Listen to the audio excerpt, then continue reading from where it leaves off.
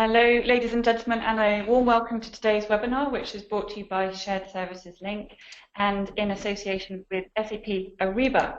Today we're looking at how to deliver savings and increase your profit. We're going to be zeroing in on top working capital management strategies. My name is Susie West and I am your host for today. I'm the founder and CEO at Shared Services Link, and I'm very pleased to be presenting as our two experts for today, the Head of Research at Shared Services Link, my colleague Sarah Fain, and Tom Santacruch, who is Network Executive Strategic Payables at Psp Leaders. And I've had the pleasure of working with Tom for a good number of years now, so it's great to have him join us today. You, of course, have a key role to play, which is to make sure that you get your questions answered. So send those through to me in the box that is illustrated on this slide. Send those through to me nice and early if you can, and we will put those questions to our experts in the last 10 minutes of this webinar. So let's have a look at the context for today.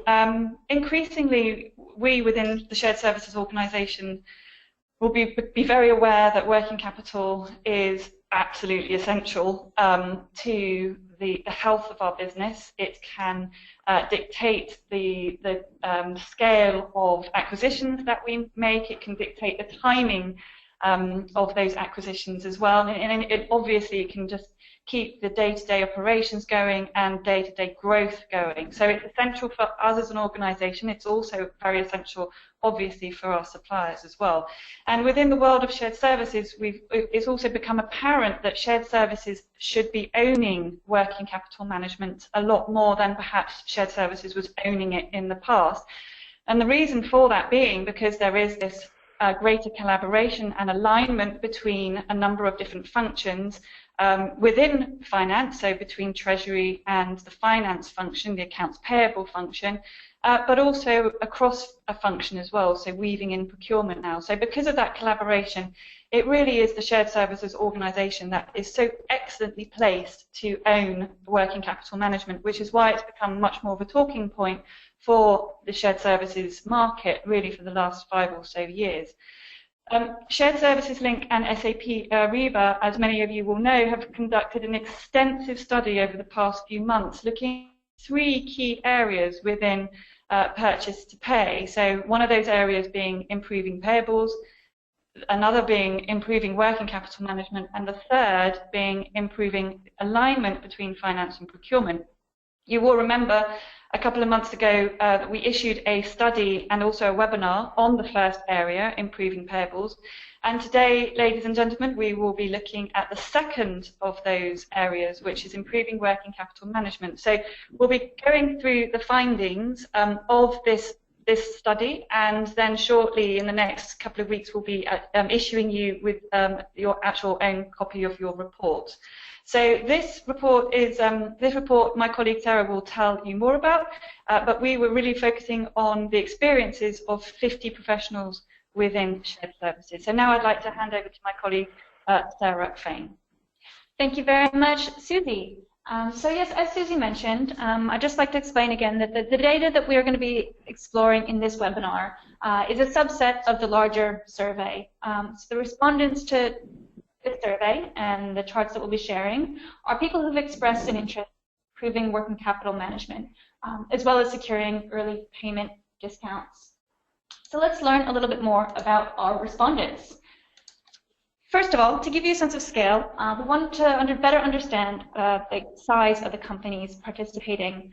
Looking at the company's annual revenue of the participants, what we can learn here is that these are respondents from large companies. You'll see that 48% of respondents had annual revenue of more than $10 billion US, and overall 84% had over $1 billion US revenue. So again, these are large companies. We also want to understand about their priorities for the next 12 to 18 months. So in this chart here, you'll see that procure-to-pay automation topped the priority list. 60% of respondents said that this is a key priority for the next 12 to 18 months. But also worth noting here how high working capital management ranked However, as I mentioned, these are respondents who had already expressed interest in improving working capital management and securing early payment discounts. So to us, it wasn't really a surprise that working capital management ranked as high as it did. By working capital management strategies, we generally mean that these are strategies that shared services professionals can actually control. So looking at dynamic discounting, payment terms management, supply chain financing. Just glancing a little bit further down the list as well, you can see that lots of these are actually a variation on the top one of procure-to-pay automation. A significant portion of respondents looking to improve the rate of invoicing, supplier service, electronic workflow, and rolling out an existing e-invoicing solution, and a much smaller percentage on scanning and paper invoices. So to the topic at hand today, let's dig into the working capital priorities. Now, before we learn about the details of our respondents, we wanted to better understand who is on the webinar with us today and who is in charge of your working capital management in your organization. So I'm handing over to Susie for our first poll question. Thank you, Sarah. So who is in charge of working capital management in your organization today? So please tick the box which is most appropriate to the answer for that question. Is it your CFO? Is it the finance director? Is it the CPO, treasurer, or other? So is it the CFO, so your chief financial officer? Is it your finance director? Is it your chief procurement officer?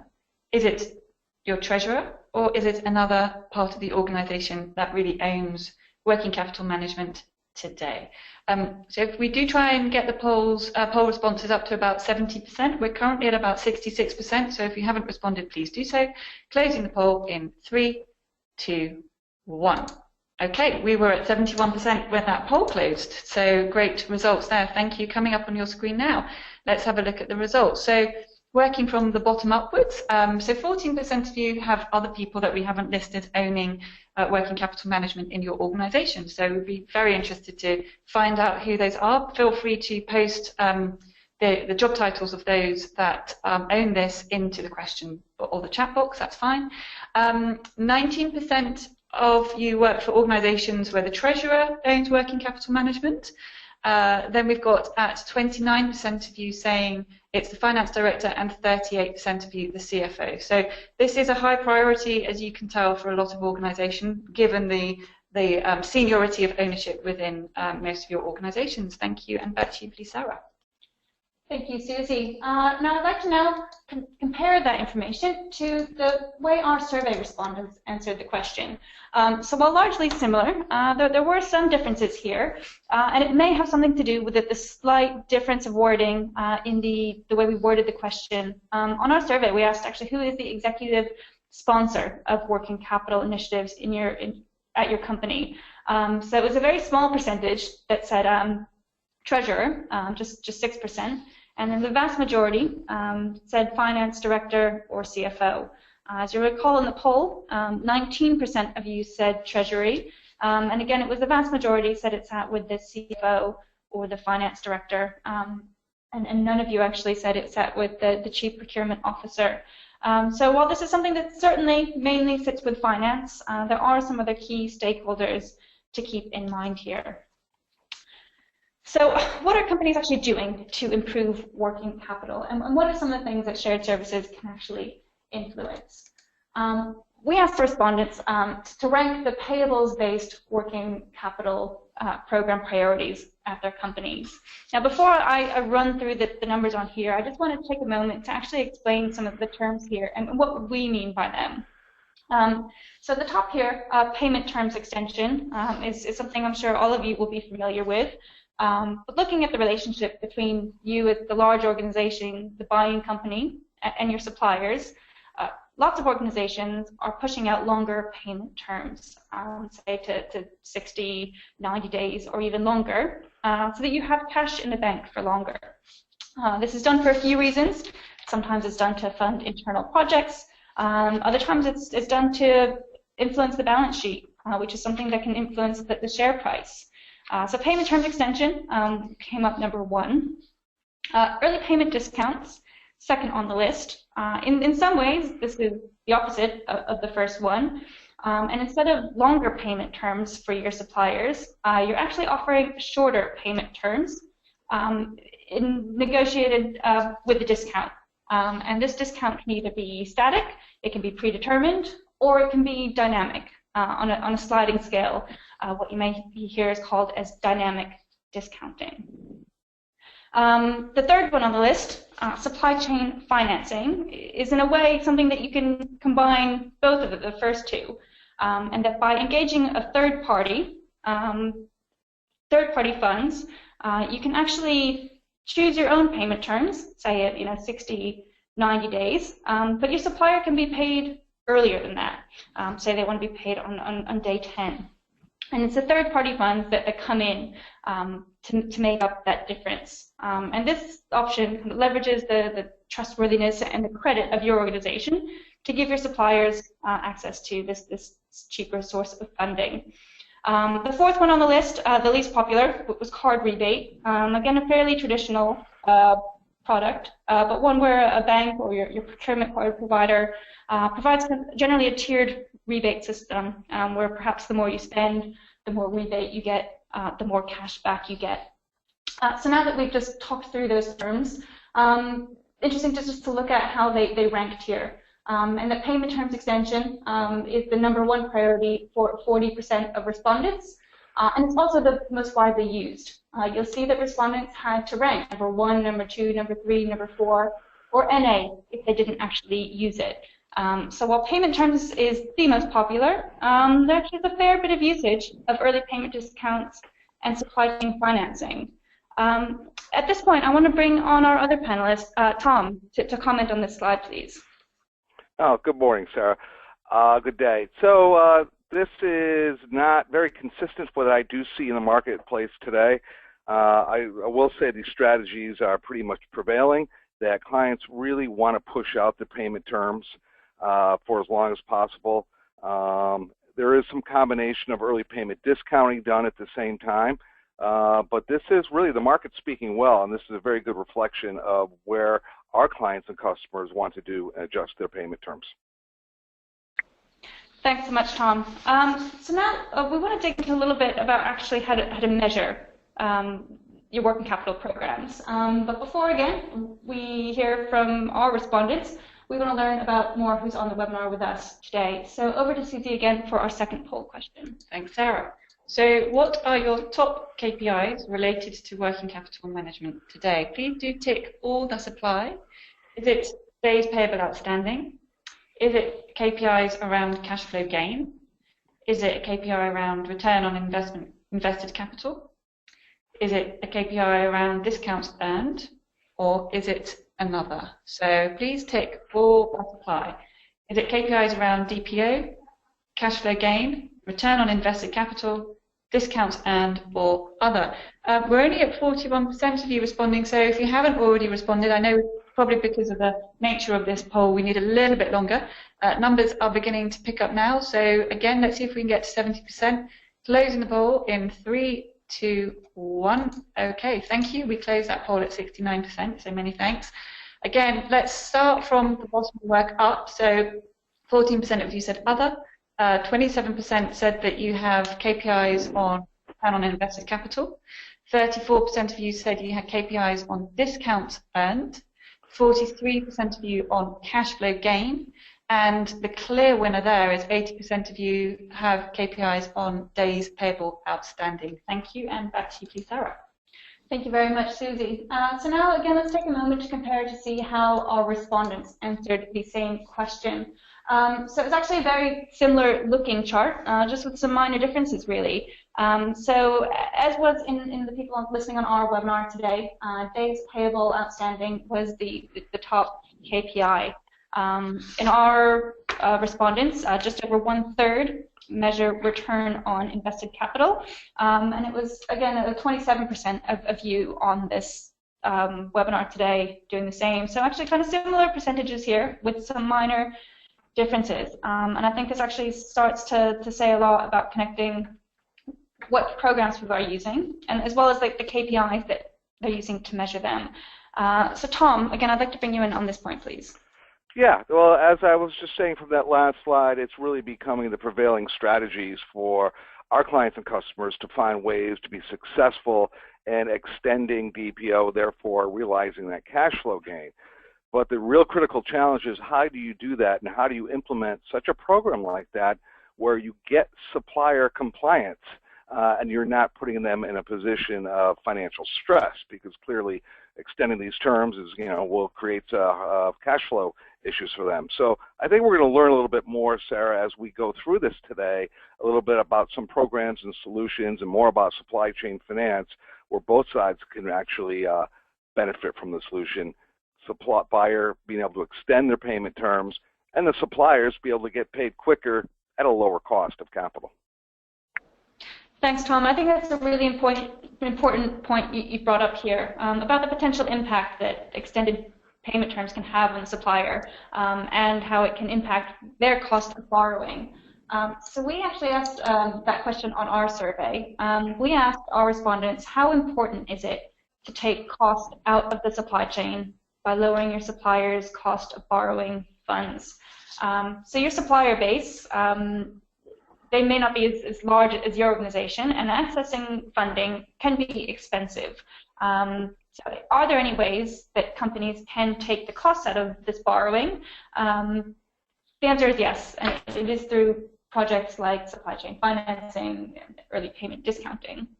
So how important is this? Interesting here that actually 49% of our respondents, that's the 12% and 37%, identified it as important to take the cost out of the supply chain. 41% were neutral on the subject, and just 10% didn't really have this topic on their radar. Again, Tom, what do you think of this? I think it's great that it is important and that buyers are realizing that it is incumbent on them to be a partner with their suppliers and take costs out of the supply chain. Again, extending payment terms is a great strategy, but you need to do it in such a way where you're going to realize a benefit from that. And that's only going to happen when you do that. Extend those terms will give your suppliers an options. Again, you do not want to put them into a stressing situation from a cash flow or liquidity basis, and you want them to be a valuable supplier who will work with you on the long terms. And there are benefits on both sides. We've got a client that we work with. They're a truck and equipment manufacturer, and they had a real aggressive program to push out, extend DPO, extend their terms. And they were able to do that and get very, very high compliance with their suppliers, because the suppliers now were able to get paid quicker through the supply chain finance program at a cost of capital far lower than they could on their own. Fast forward, at the end of the day, they were able to, by pushing out terms, the buyer won because they were able to generate that free cash flow. The supplier was also able to get access to cash quicker at a lower cost, saving the supplier millions of dollars. At the end of the day, the buyer, in this case our truck manufacturer, was able to negotiate a lower unit cost on parts and supplies from that supplier based on the savings. So there really are ways to achieve your goals of generating that free cash flow and making your supplier successful in the process. Thanks, Tom. So we have some more data now also on looking at early payment discounts. So specifically on early payment discounts, we asked our respondents what percentage of their invoices include the potential for early payment discounts. So coming up on your screen here. And it's actually that 42% of respondents say that more than 10% of their invoices have potential for early payment discounts. And that's actually really an encouraging stat here. And it's actually only 18% say that no invoices have potential for early payment discounts. However, if we look at the capture rate for those invoices, it's actually really pretty low. The majority of respondents either capture a small percentage of their of the available invoices or none. You'll see here that 29% of respondents said they do have available invoices to capture, but they actually aren't able to capture any. And the vast majority that do, it is pretty low. So Tom, I'd like to bring you in on this point of here. What do you make of this?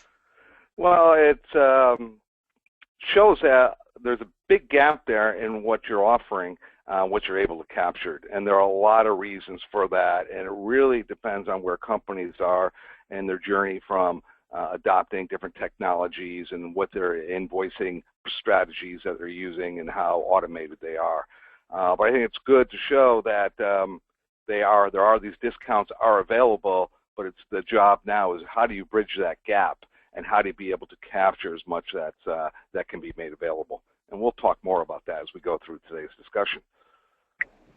Thank you, Tom. So again, I'd like to bring in our audience again on a poll question here on whether you offer early payment discounts. So again, over to Susie. Thank you, Sarah. So do tell us if you currently offer early payment discounts. So if you currently capture early payment discounts, yes, we capture discounts from more than 20% of suppliers.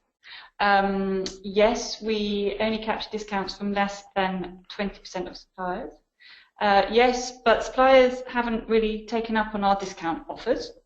No, but we are currently looking at doing so, or no, we aren't currently looking at doing so. So do you currently offer or capture your early payment discounts? Tell us a little bit about what you do in your organization. Yes, and we capture discounts for more than 20% of suppliers. Yes, but we only capture discounts from less than 20% of suppliers. Yes, but suppliers haven't really taken up our discount offer.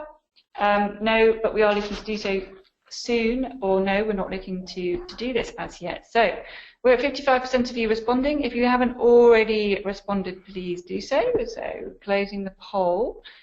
See if we can get past the 65% mark. Closing the poll in 3, 2, 1. Okay, we close out on 63%.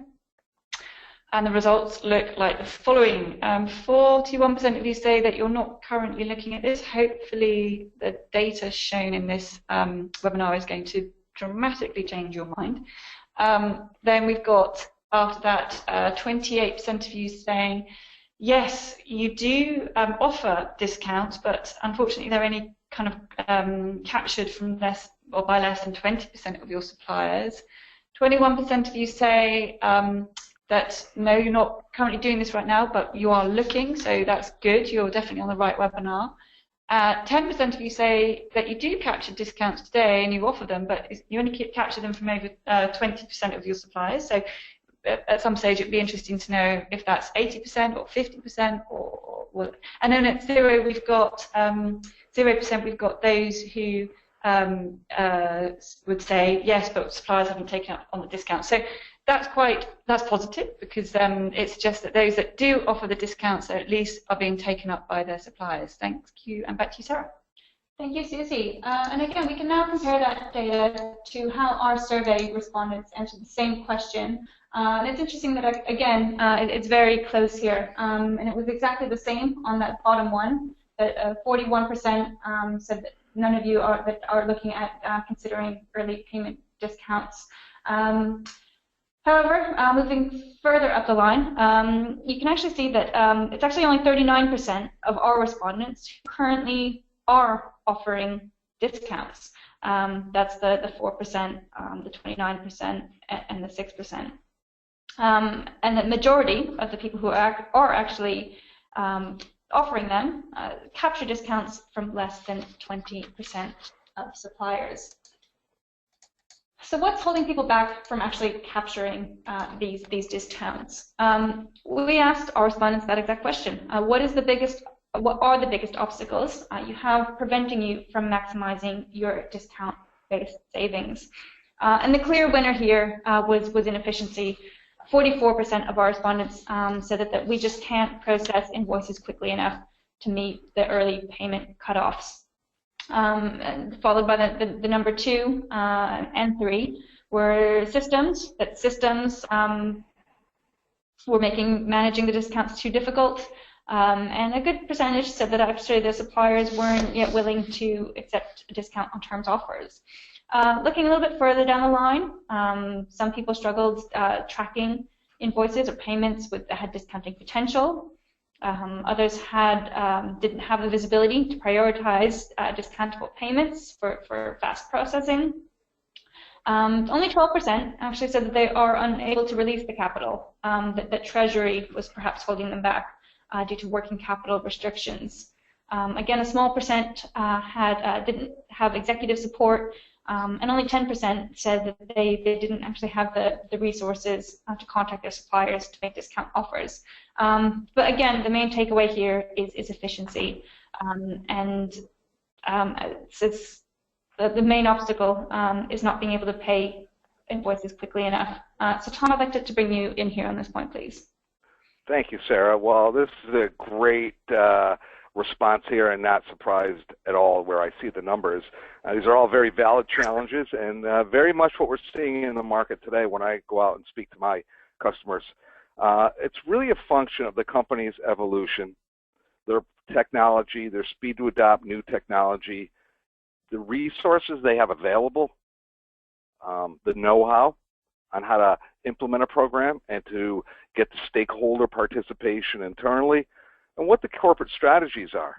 I mean, if it's not coming from above that we need to develop some cash optimization strategies, then the message won't trickle down and be able to be executed.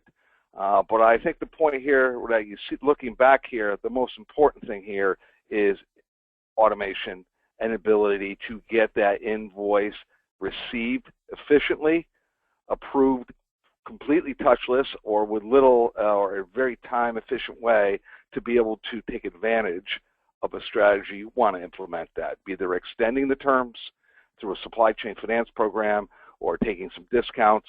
So there's a lot of options, but unless your infrastructure is set up so invoices can be delivered in a very effective, efficient, and accurate manner, some of these strategies will be difficult to execute. Thank you very much, Tom. So I know we've shared a lot of data with you just now, so I want to just wrap up with some of the key points from today. So again, you'll remember that days payable outstanding was still the key KPI when it comes to managing working capital, and 66% of our respondents stated that. However, towards the end of the presentation, you'll see that there is significant potential to improve working capital management through schemes like early payment terms, early payment discounts, or supply chain finance. Many people have the capability of doing it, but for a variety of reasons aren't yet capturing those discounts. Nearly half, that was 49% of our respondents, recognized the importance of lowering their suppliers' costs of funds to borrow. However, only 30% currently offer early payment discounts. So the awareness and the need is there, but perhaps the market is really just catching up with that now. And again, as we've just stated here, that the number one obstacle for companies implementing discount-based savings was the ability to process invoices quickly enough, and 44% of our respondents cited this as the biggest obstacle.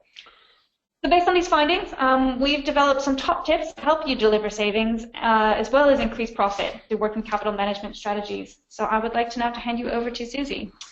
Thank you, Sarah, and thanks, Tom. So we're going to just look at some of the three kind of the takeaways from this. And the first one is around automation, and that probably won't be too much of a surprise to you, given some of the stats that were shared earlier. As the one that keeps coming up is the biggest obstacle to preventing you from maximising your discount-based savings being inefficiency, with 44% of respondents saying that they couldn't process invoices quickly enough in order to meet early payment cut-off times.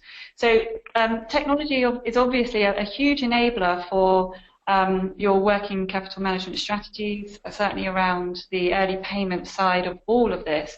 And technology alone doesn't solve the problem, but it's a massive contributor to sorting this problem out. Other solutions to kind of bring in, that you can bring in to see that you can actually accelerate your invoice processing time is, of course, aligning your finance and accounting departments, and also just making sure that you've got kind of general process compliance across the board. Technology, however, can not only helps you process invoices quicker, but it will actually help you improve your process compliance. It will help you build in rules to make sure that the users in the process are compliant with your process rules. And also technologies like the one that we're examining today will also help you with matching and make sure that invoices that come into your environment have all the data included on them so that your matching rates are a lot higher, and that will also help you accelerate the time over which you are able to process your invoices. So technology does have a huge role to play. And as I mentioned earlier, it's not necessarily the silver bullet that's going to help you sort your organization out, sort your alignment out, and sort your process out, but it will absolutely contribute towards increased and higher performance within those areas, and it will absolutely, once you've got it in place, help you accelerate the time over which you can pay your invoices. So, Tom, I think you've got a comment to make on this area as well. Yes, I think it's on everybody's roadmap to automate and become more efficient in their invoice processing, Susie, for all those reasons that you just mentioned. But sometimes it's hard to get the momentum necessary to kind of move those projects ahead and get them prioritized versus many of the other initiatives you've got going on in your company and your shared service center. The concept of supply chain finance and discounting is something that you be able to use to take to your CFO, to your treasurers, and for the individuals that to make them aware that if funding released to drive the invoice automation and that efficiency in that part of the process would be the enabler to take advantage of discounting and supply chain finance, which could be transformative in its approach right there to the cash liquidity for your company. So that's a conversation that I've seen happen at several of my clients that was able to drive the whole invoice automation evolution in a company. Absolutely, and without doubt, if you start bringing this aspect of the benefits into a conversation, it really does raise the level of the conversation. You're not simply using automation technology to focus on kind of transactional cost reduction. You're mushrooming your business case quite significantly and kind of throwing it wide open to have wider business impact and business value by having the conversation around working capital management and how technology can enable that. So absolutely, Tom, it certainly raises the level of the conversation that can be had there, and it can certainly contribute towards driving decisions like this through a little bit faster. So the second one is focusing on improving the health of your supply chain and your supplier relationships. So this point is focusing more on the early payment part of the discussion that we've just had, and Tom was alluding to it earlier. There is this kind of almost responsibility, duty to help keep your suppliers liquid, and it's great if you can, when you're rolling out an initiative like this, if you're looking to introduce an early payment plan, then you can also couple that with extending your DPO, and we will come on to that one in the third point. But suppliers will react very positively most of the time to programs like this. It's suppliers will absolutely want to grow their businesses. They want to recruit people. They want to build their product base. They do need cash to do that, and they have been experiencing really since 2008 the extension of payment terms from their buyers. So introducing early payment programs will be very, very appealing to them, and it will also be appealing to them because alternative finance is generally much more kind of expensive and a little bit less accessible. So this route is generally very, very attractive for them. And the kind of the growth and liquidity there will absolutely help their businesses grow and will bolster the relationship that you've got with your suppliers. If we move on to the third point, so the third and final kind of takeaway from all of this is the focus on working capital management strategies. So obviously we've talked a little bit about the early payment aspect, and now let's talk a bit more about extending DPO. It is interesting that the numbers that were coming up around the KPIs that the participants in this particular study and also the attendees on the line today have very high percentages when it comes to the KPIs that they have in place for assessing their DPO. So what does it tell us? Well, it tells us that it's a very important KPI for the market. And I'm talking to a lot of shared services people who are constantly looking at measuring their DPO and tracking it all the time and seeing if they can extend it as much as possible. Obviously, the more you extend it, then the greater cash reserves that you will have, and then obviously that can support your business in all kinds of growth opportunities. But I think it's important to make sure that coupling that with an early payment program as much as you can to keep your suppliers liquid is absolutely the right strategy for this kind of program. Tom, you've got a couple of comments on here as well. Yeah, a couple of thoughts here is that every company has different profiles of suppliers, different categories, direct spend, indirect, and many dollar transaction volumes of that spend. So the working capital management strategies need to be really tailored to match the profile and the objectives of the business as matched with their supplier and what their strategies are. So we've seen success really being derived from deploying that proper mix of these DPO extensions to optimize cash through supply chain finance, discount, and payment cards. There are a lot of choices. You can still do discount programs and extend payment terms. Since you've got a supplier you may be paying at 30 days, you can say, we're going to now start paying you 60, but we'll pay you with 45 days. So it's a discounting strategy, but you are extending payment terms.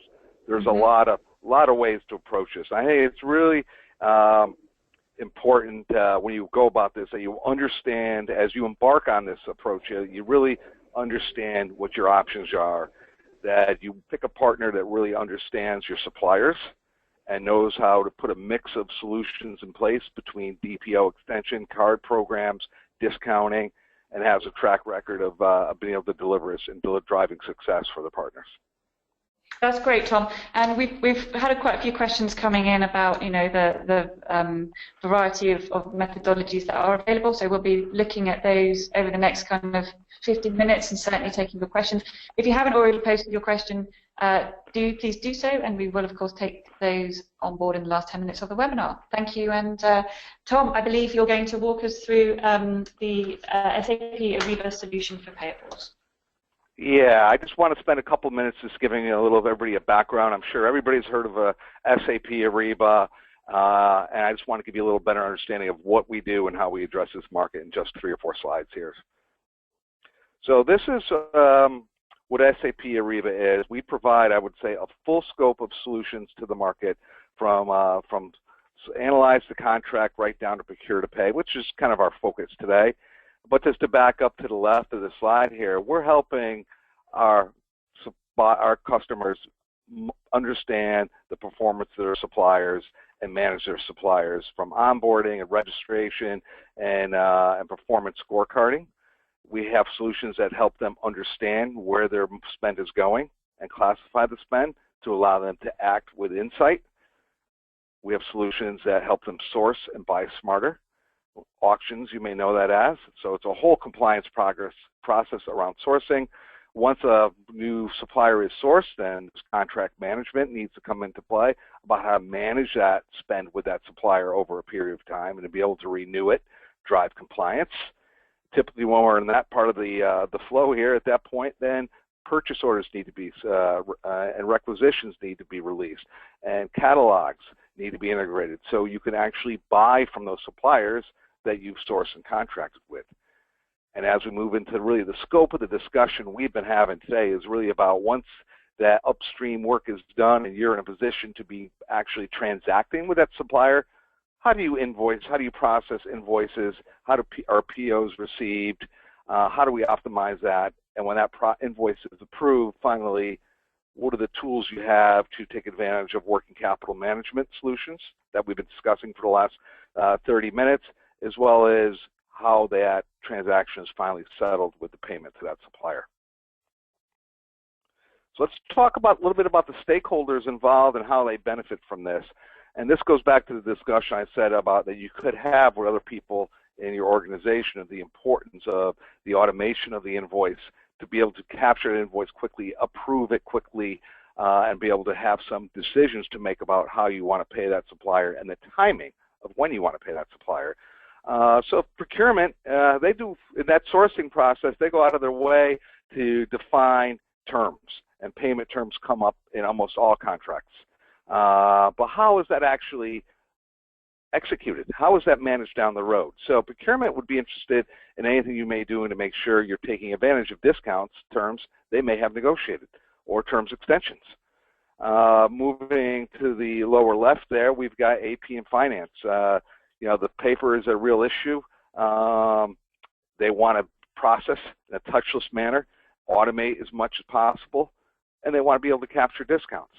As we stated earlier in this discussion, they are not able to capture discounts offered at 15 days if they can't get an invoice approved for 35 days. So that's really an opportunity for AP and finance. Let's go up to the treasurer on the upper right of your screen. They're interested in all three of these bullets, right? They may be getting mandates, as we saw earlier, from the CFO or from other department leads to drive working capital improvement programs. But that can't be executed unless invoices and purchase orders are processed more efficiently. So they're looking to maybe decrease DPO, which is going to impact the income statement and discounts, or increase DPO, and same thing with the increase of DPO, have balance sheet impact with the supply chain finance. So we got discounts, supply chain finance. They want to be able to take advantage of all those strategies.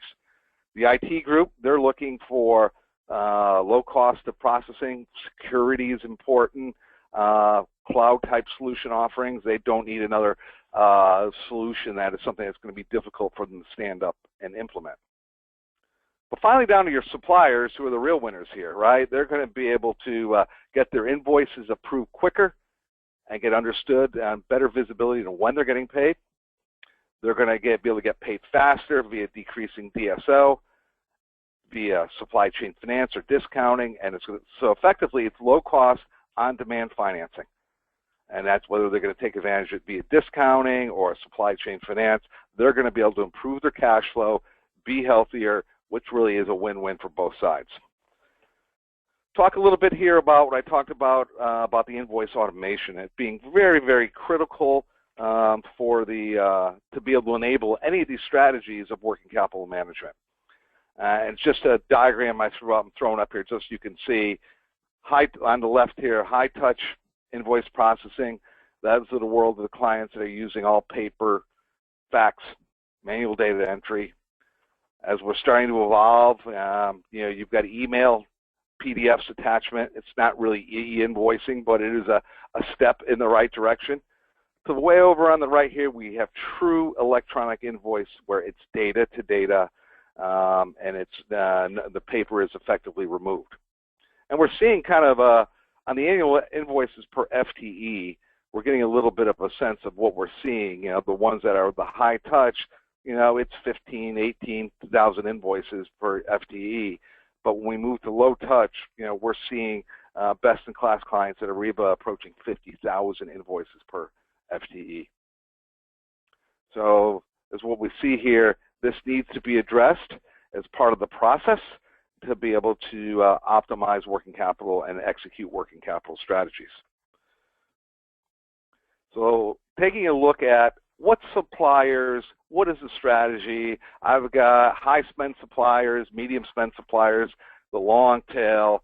What do I do? What is the right strategy? Well, that only can be answered by working with you and understanding your corporate goals, your objectives, your hurdle rates, what you're trying to achieve, and understanding your suppliers. But if I had to put it in a picture to generalize it, this does a pretty good job of talking about this, right? You've got your 80% of your spend typically with 20% of your suppliers. Those suppliers aren't going to want discounts. And if you're looking to optimize free cash flow, those are the suppliers that you really want to push out there. So how do you do that? That's typically where supply chain finance comes in, where you're able to really push out the payment terms, but give them options to get paid quicker with just a very, very little cost for being paid quicker. Suppliers wins because there's really going to be a lower cost of financing. Now, if you look in the middle here, This is for a lot of suppliers here. Early payment discounts, as we know it, can be dynamic, they can be static. And this is really going to affect net income. Your companies are using your own cash, if you will, to pay your suppliers early, not necessarily earlier than you're paying them now. You could actually extend terms. For instance, you may be at 30 days, you could push them out to 60 and discount them at 45 days. So discounting is not always paying sooner than you're paying today. It's about paying maybe with extended terms, but it's with your cash versus a third party's cash. A supplier wins. And this is a lot of your suppliers there that want access to that cash quicker and will gladly take a discount to get paid tomorrow. And then on the far right is your very far end of the tail here. And these are your current suppliers. We likely today have in place card programs to address payment for them. So again, there are solutions to apply across your suppliers across the spend profile here that you can engage or employ, if you will, to meet your cash and working capital management strategies. So this has been a good discussion. I always say, what's in it for me, right? Because at the end of the day, there's got to be benefit to the company. So I just wanted to give you, I would say, a broad spectrum of what we have seen, if you will, for our clients and the benefits of engaging in a program like this. So discounts on average, when we get the targeted spend that we go after, that $1 billion is qualified spend. It's not all your spend. It's the spend that we view as discountable. We're typically seeing our clients are realizing $1 million to $1.5 million for every spend that's been identified for them on an annual basis. And it may be more spend than they thought was discountable. Again, that's why it's important to work with a partner who's got insight to their supplier base and the know-how on how to get a program like this executed. I've also seen that there is about 50% of discounts would be missed if you didn't have technology to do this. So let's just say that if you had electronic invoices highly optimized and you were able to approve invoices very, very quickly, if you didn't have a tool to be able to allow you to capture these discounts, it's just too manual of a process. So you're going to need to be able to make an effective program. Technology is going to play a part in it. A discussion of supply chain finance and where you want to extend DPO. The numbers we use, it's about 40 million of free cash flows generated for every $1 billion of targeted spend extended 15 days. So for every 15 days, you move out $1 billion of spend, about 40 million of free cash flow is realized. And this is really, its balance sheet is where you're going to see that money.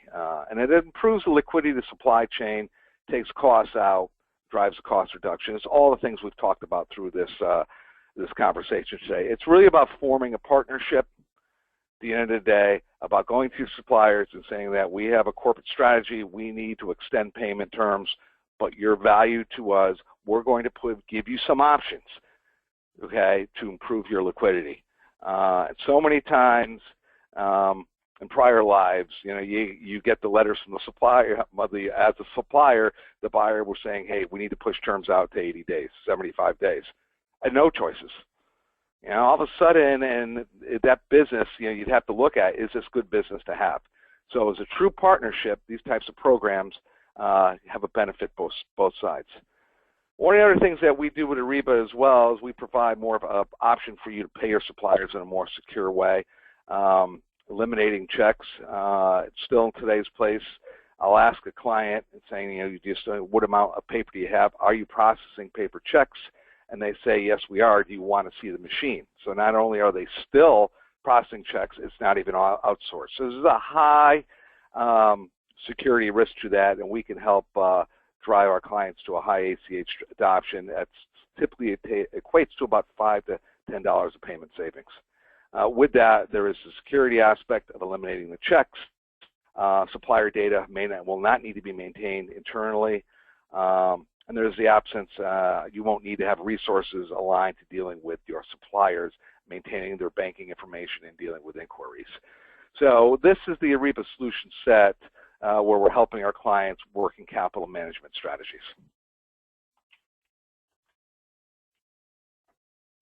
That's great, Tom. Thank you very much indeed. So now let's move through to questions. And if you haven't already posted your question, please do so. So a couple of questions are on, again, I suppose, the kind of the big businesses focusing on extending payment terms to their supply chain, a bit of a concern for the financial health of small to medium-sized enterprises.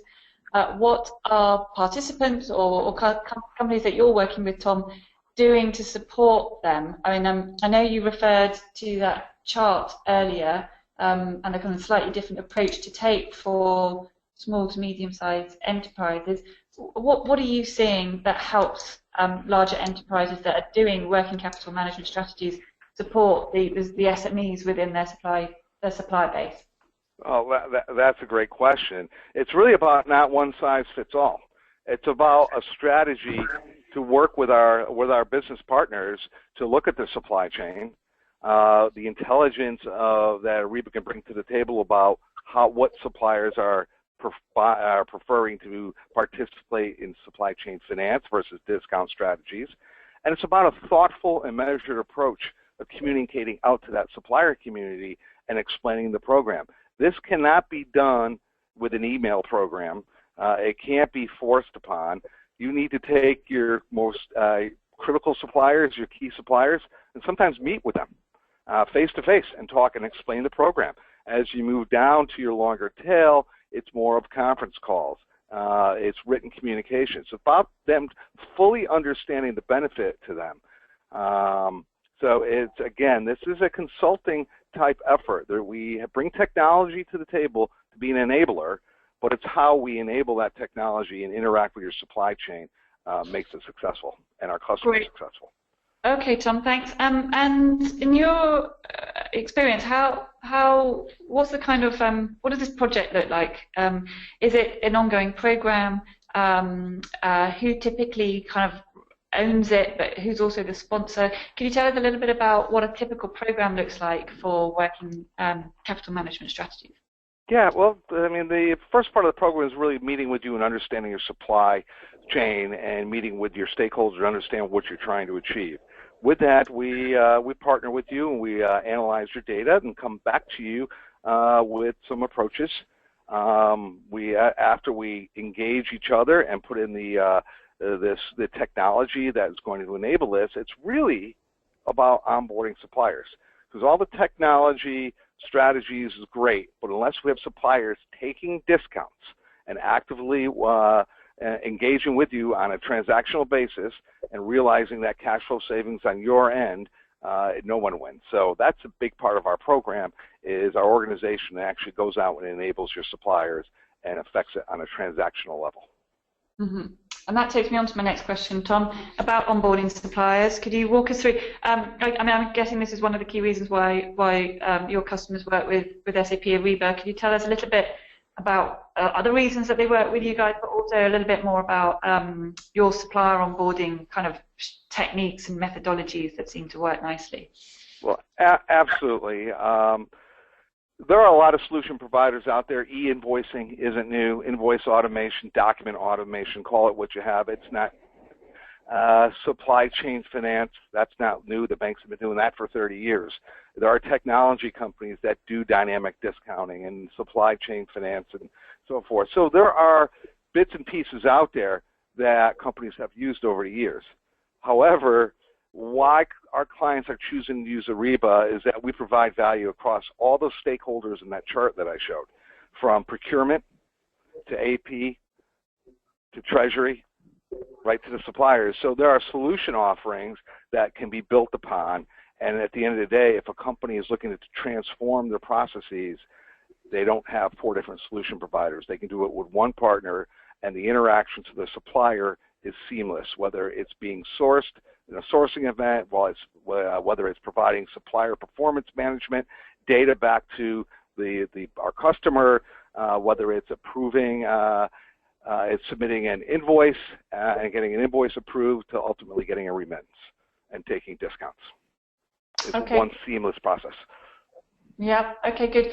Just for the benefit of the viewers, we will be sharing these slides after the this webinar, so please do look out for them. I know that we've had a few questions come through about whether or not we're sharing these slides. We absolutely will be, so do look out for them. Good. My final question to you, as far as the people that need to be on the team. So to what degree do you have multiple stakeholders, Tom, working on a program like this, and who normally leads it? Is it procurement, is it treasury, is it accounts payable? Who generally seems to be the owner, and to what degree do you have representation from the other parts of the business on a project team? That's a great question. The owner typically for working capital really is an initiative we saw here that comes from the finance department. They're responsible to the street. They're trying to drive earnings per share, and that program really comes down from the top. But to be effective here and to make it successful, all the stakeholders really need to participate. It's procurement, because they're negotiating payment terms, and they have those special relationships with those suppliers they don't want to compromise. And they want to make sure, they'll be glad they've got a tool to push out terms. AP has to be a big part of it, because at the end of the day, they're executing the invoice automation, they're executing the discountings and the trading of the invoices. And finance needs to be part of it, and it needs to be, I would say, at a governance level to make sure the hurdle rates that they expected from the whole initiative are being achieved. It's like any major corporate transformation type of project here. You're going to have multiple stakeholders who are invested in success. Tom Santa Cruz, thank you very much indeed, and Sarah Fury, thank you as well. So I'd like to highlight a couple of other webinars that we've got in our schedule, which will be of interest to you, no doubt, and possibly to your peers. We've got two coming up in the next couple of months on AP and purchase to pay. We've got a couple on robotics and RPA, one on intercompany accounting, and one on avoiding disaster in outsourcing. So do make sure that you put those in your diary, and do come along and join us for those too. We also have a couple of events coming up, and again, SAP Ariba has a presence at these events. We've got the Psp Leaders Summit this week. If you haven't already registered, you might be able to persuade our registration desk, which I believe is now closed, but if you did want to see if you can squeeze yourself in, do contact us. The Global Process Owner event is taking place in September in London. Join us for that if you are indeed a GPO or your company is thinking of setting that up. And the North American Shared Services Leaders Summit taking place in Atlanta in October. So do put that in your diary. Thank you very much for joining us today. We look forward to welcoming you next time. Thank you and goodbye.